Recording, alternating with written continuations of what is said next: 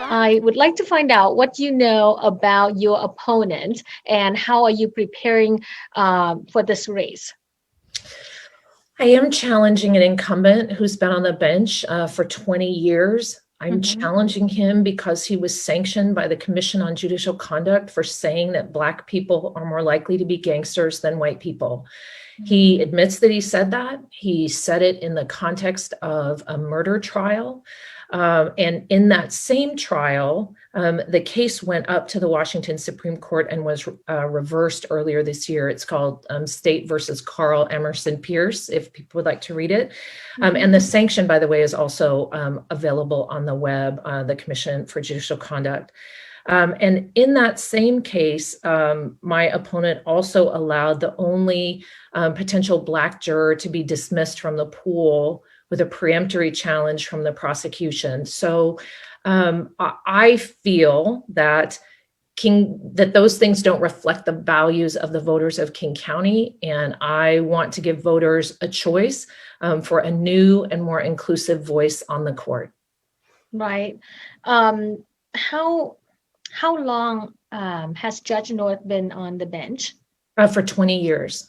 Okay, so he's been there a very long time in the King County Superior Court.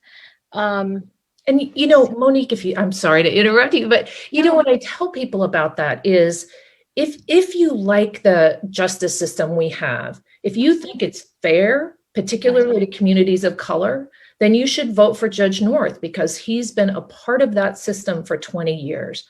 But if you want change, if you are involved in the Black Lives Matter movement, if you care about systemic racism and trying to eliminate that in the justice system, I would encourage people to vote for me, to read about me on my website, Carolyn Ladd for Judge, because I really am running to bring a new and more inclusive voice to the court. Can you repeat the website again in case our listeners miss it? Is it tell us what it is again, and make sure you put that under comment at the end of the show so that people know where to go to find the site. Thank you so much. It's CarolynLaddForJudge.com. Okay, all right. And I actually had a chance to preview that website, and I saw a lot of Superior Court and Supreme Court justices, retired and current, endorsing and giving you a lot of positive comments. So can you tell us who are the justices who are and judges that are endorsing you? Yes, I've been honored to be endorsed by some wonderful justices. All 3 women justices of color on the Washington State Supreme Court have endorsed me. That's Justice Mary Yu, Justice Helen Whitener, who is the first African-American woman to serve on the court, and Justice Raquel Montoya Lewis, who is the first Native American woman to serve on the court. And so I've been very honored to have their support. And I'm also supported by 3 retired justices, Justice Bobby Bridge, Justice Faith Ireland, and retired Chief Justice Mary Fairhurst. So I've been just honored and encouraged to have their support and their mentorship. Well, it's a way that the voters can see past credible and respected justices and jurors to back you, to support you in this way. It's give them a vote of confidence. I would understand that. And also, you are also evaluated by various bar associations and rated by them. Can you tell the voters about those?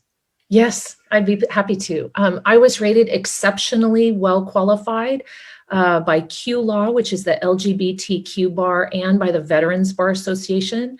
I was rated well qualified by the King County Bar Association, the Latina Bar Association, the Joint Asian Bar Association, and the Lauren Miller African American Bar Association.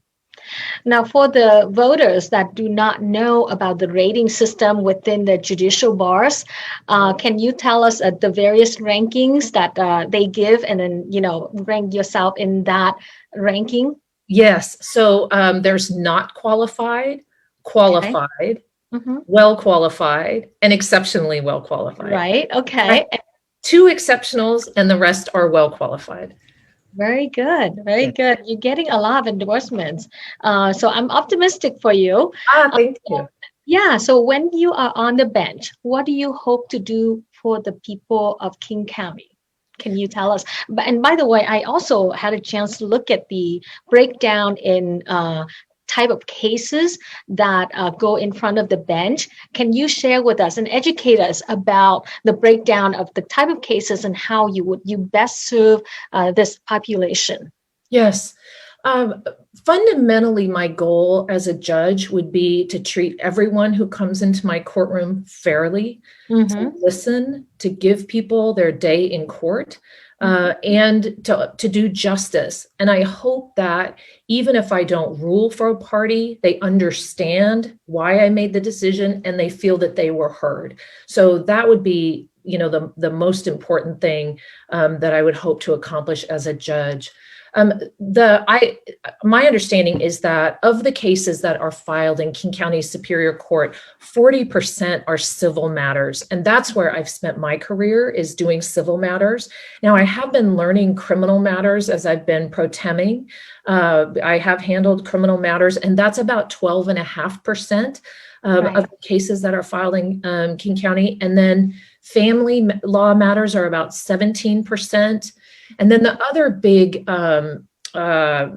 type of cases are juvenile cases. And I'm sorry, I don't remember what the percent of juvenile cases are. So I do have some experience with criminal matters as a pro tem judge, and some experience with family matters, family law matters as a pro tem judge, specifically issuing anti-harassment orders, anti-stalking orders about whether or not to remove weapons from the home, that sort of thing. And with regard to the juvenile cases, I've been a volunteer on the Partnership for Youth Justice, the Renton Accountability Board. And that is a diversion program that gives young people an opportunity to not have a criminal record.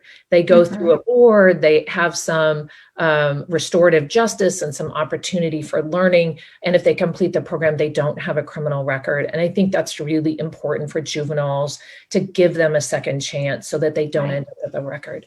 Reoffend, right.